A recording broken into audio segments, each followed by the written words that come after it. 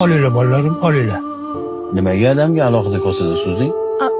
Qo'llarini laganga uzatib ovora bo'lmasinlar dedim-da.